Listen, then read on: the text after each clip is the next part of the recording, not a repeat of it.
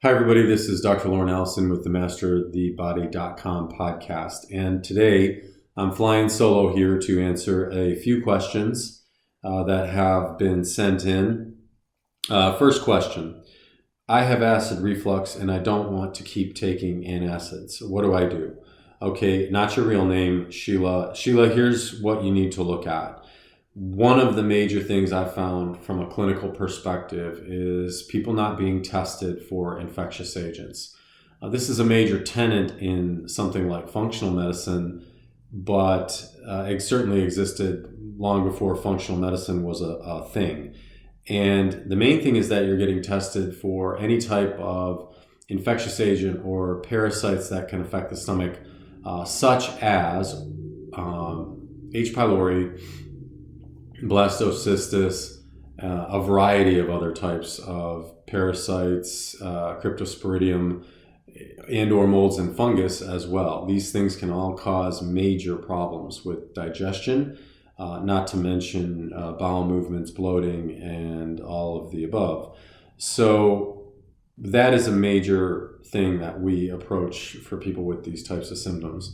Now, if you don't know or you've not been tested for them, I highly suggest that you find a practitioner or someone who can delineate that problem for you to determine whether they are there or not. Because what I can tell you is that if you are trying to get symptom free and you do a whole bunch of things such as dietary changes, drinking more water, and probiotics and that sort of thing, which are very common now, that if you don't get rid of the infectious agent or the parasites, you will not get rid of the problem. So getting checked for infectious agents is a critical factor when it comes to acid reflux and or other issues associated with digestion. That's kind of a catch-all really for including intermittent diarrhea and bloating, as I mentioned, burning after eating, and so forth. So that is definitely something that needs to be checked. And in most cases, I check it right out of the gate. I don't wait. I don't try dietary changes first because we want to know, because the dietary changes, as I mentioned, won't really make much of an impact if that is not something that is taken care of.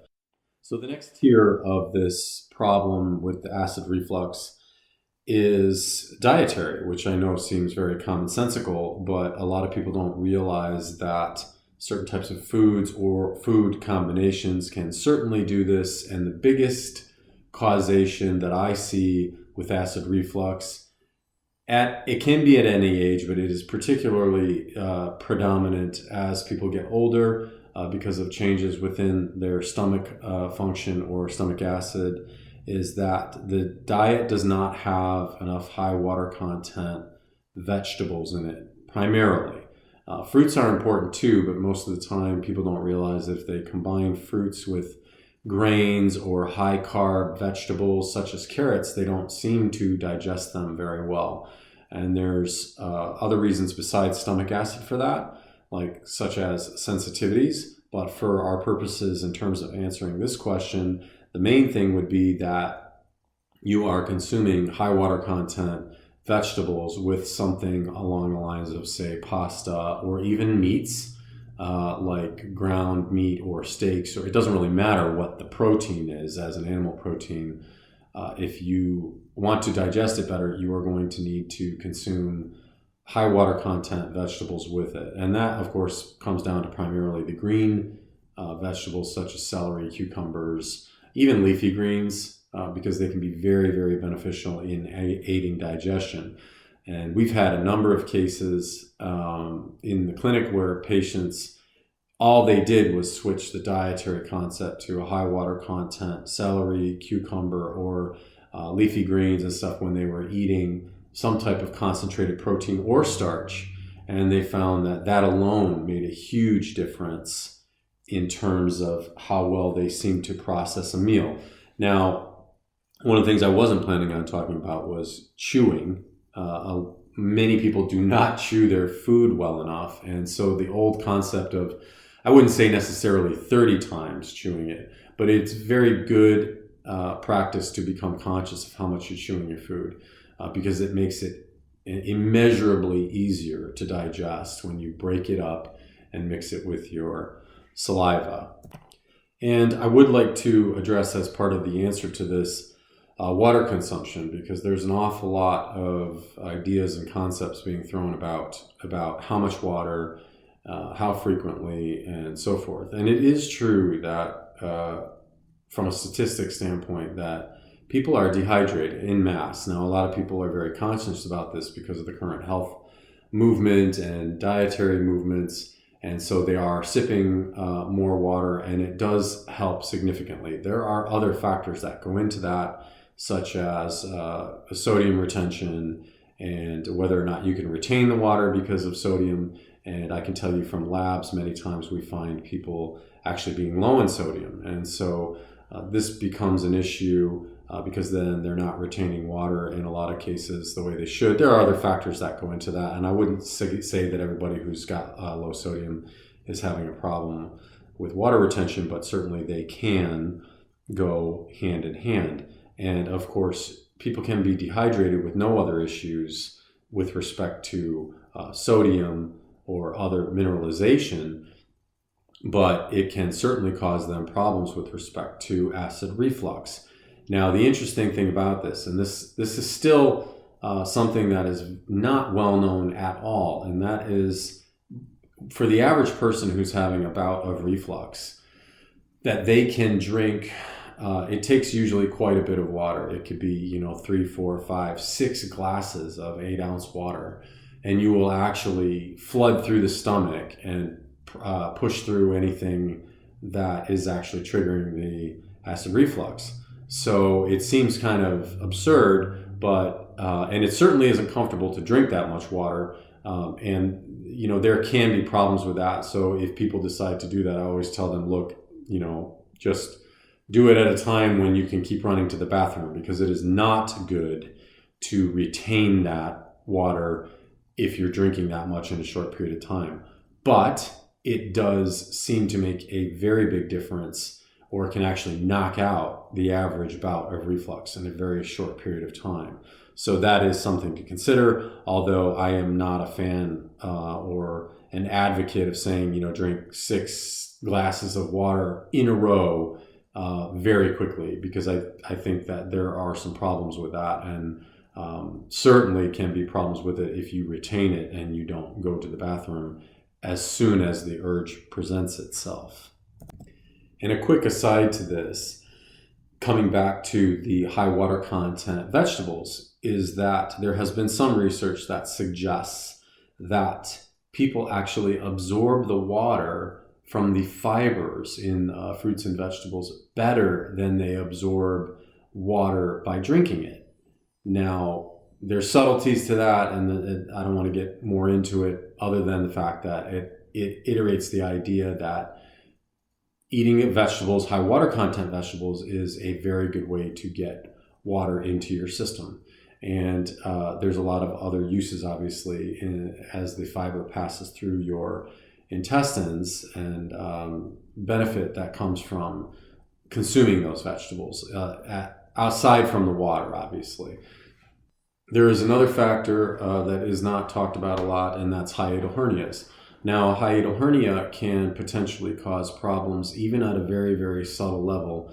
If you don't have a major hiatal hernia, there can be enough pressure, or there's very slight hiatal hernia, which is when the part of the stomach starts to kind of pop through the ring that separates it from the upper chest, where the lungs and the heart are, and there's a sphincter there, which is just a circular muscle in a ring form, where the stomach, the bottom end, it passes through the diaphragm and it gets constricted, and sometimes a little bit of the stomach can get pinched in there, and that actually can cause some reflux.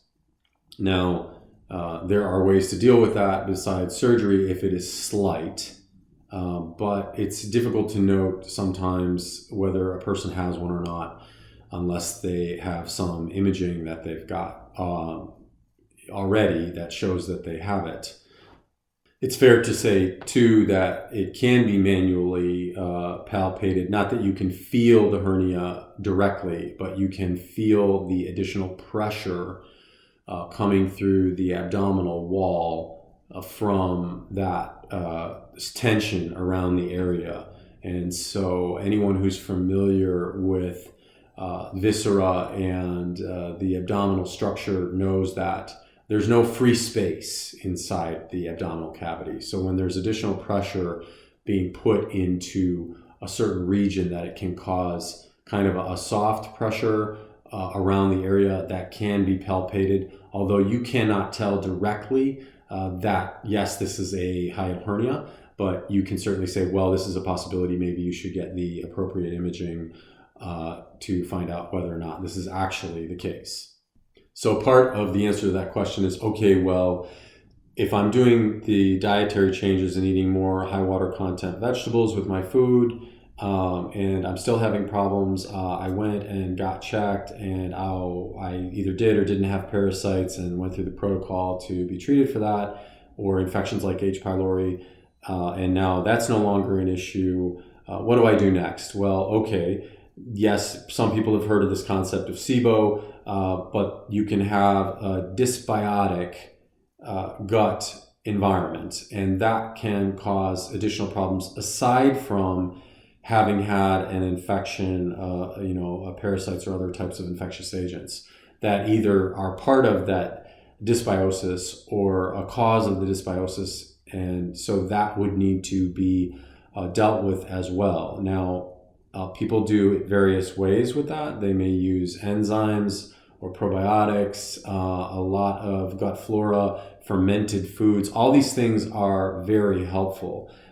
I have found definitely enzymes, definitely probiotics. There are a variety of other things that can be used. Those are kind of the front line. There are other repair mechanisms of certain types of herbs and combination formulas that can be very helpful for gut repair. But again, it's helpful to have been tested for infectious agents so you know potentially what were the causes, and because that can change the protocol somewhat. And this is not including being checked for food allergies. Food combination allergies can cause problems with potentially antibody responses and lead to autoimmunity.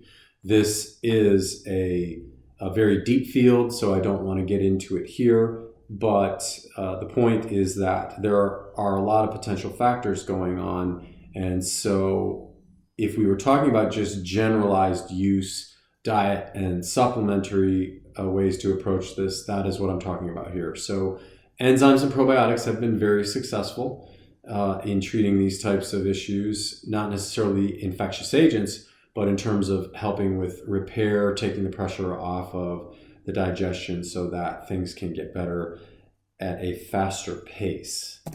There are some cases that come into the clinic where we do not test ahead of time, but that has a lot to do with either their history, symptom set, the overall intensity of the problem or severity. And so, but with that said, I am a very, very big proponent and fan of testing, and that is from years of dealing with digestive issues. And one of the things that the Master of the Body Clinic did and still does at a very high level is dealing with digestive problems. And so over the years, I have had it proved out that testing is very, very, very important. So from that standpoint, these are the things that are very important in terms of if you're trying to get away from antacids, whether they're over the counter or if you're working with a physician to get off of certain types of reflux medication, then these are the components that I've found over the years that are basically the key to unlock that. And it works, but there are some other components to it or collateral pieces to that we're just not going to get into here because it's too involved. Okay, next question. This is from Nick. I have been much more fatigued lately, and it doesn't seem to be getting better. This has been going on for about 6 months. What should I do to figure out why, and what are my options? Because it's starting to affect my personal and work life. Well, Nick, this is a pretty involved question, and really there has to be some historical piece to it. So, in other words, you have to kind of look at your situation and say, okay, am I having other symptoms besides the fatigue? Am I having brain fog? Am I having digestive problems? Have I been under a lot more stress? Has my sleep pattern changed? What am I eating? What types of foods am I eating? Is it different than it has been? And if not, the caveat to that, and which I've told people for many years, when they say, well, I've been doing this for 20 years, why all of a sudden? And my answer to that is that things change, and bodies absolutely change over time. And so things that you had done last year or 5 years ago or 10 years ago, you may not be able to do that, eat that, live that way at this time because things have changed. So when someone comes into the clinic, what do I say if they come in? Well, the first thing I do, they always fill out historical paperwork. And so I have to know what their history is like. Has this ever happened before? Did it only last for a little while? Do they have medications? There's a lot that goes into it. But as a general overall, from my standpoint and from a functional standpoint, you look at, say, okay, well, we look at all these things I had just mentioned, and you evaluate whether anything's changed or whether this can just be a buildup over time, and the person's reached a threshold, of working X amount of hours a week and eating a certain way, and what are the hormone levels like? Have they been tested? What types of tests have they had done? Because all these things come into play. Now, if you were to ask, and you may be asking a general question, so where do you go from a trajectory standpoint to try to figure this out? The baseline would be if you have any of the previous issues I was mentioning, such as digestive issues, higher stress levels, less sleep, that's where you start. And if those things are out of whack, then you have to come and address them from where they're starting. If there is no appreciable change in any of the factors that existed before the fatigue started, then that's when we test, because that means something is changing internally, and it's not necessarily an external stimuli that's causing the change. And so we need to find out, okay, do you have normal hormonal levels? Are you still digesting well, whether you don't have symptoms or not? And nutritionally, are all the nutritional components in place? Have you developed deficiencies? Typically, we test for these. And so you would go to find out, maybe you're running depletion on certain nutrients. Maybe if you have brain fog, that you are running into problems with certain nutrients, for example, B6. There are a lot of other things that could be going on. But if these types of nutrient deficiencies are occurring, then you will eventually have a problem.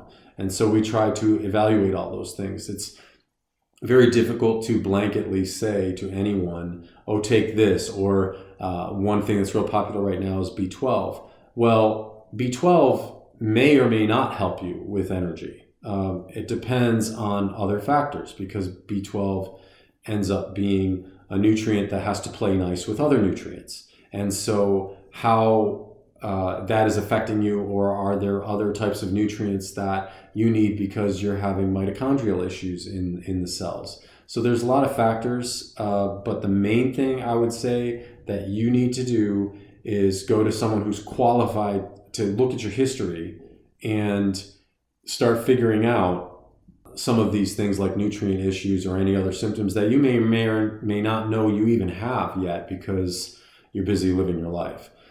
Because if it's gone on for 6 months, albeit if you, like the things I mentioned earlier, the stress levels and all these things, if any of those have changed, then you can attempt to change them back and see if it fixes it. If not, you need deeper evaluation. And I would suggest that is your best bet to try to figure it out.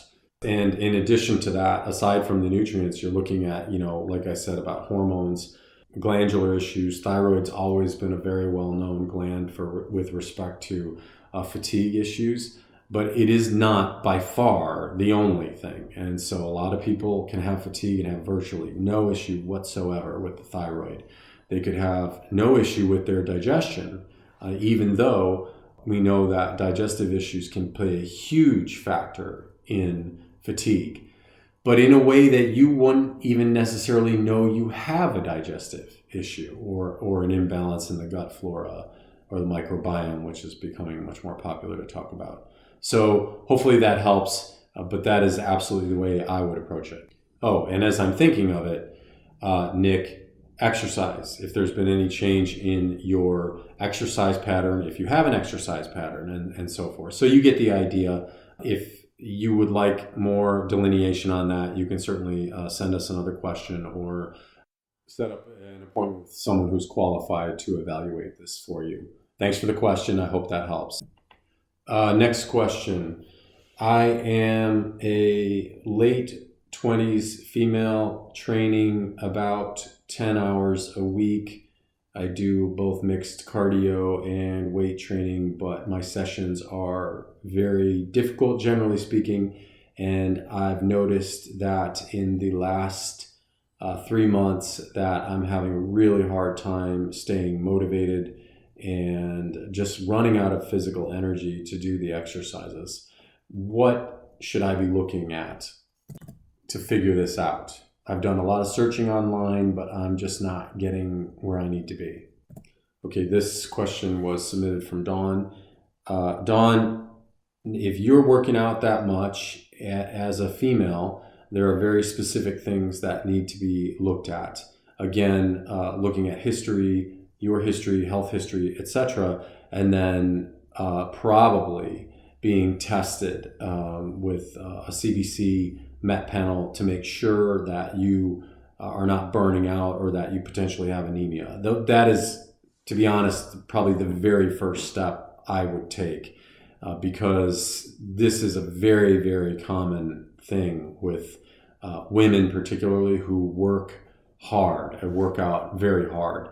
And of course, the history plays into it quite a bit, and that's very important. And again, and also diet. And a lot of the time, you'll see people, even though they don't necessarily consume a diet that would make them more prone to that, like vegan or vegetarian, I have seen in the last few years quite a few women who don't even put in those types of workout hours running right on the edge of being anemic or being anemic.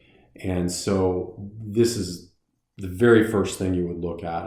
And I don't want to oversimplify it.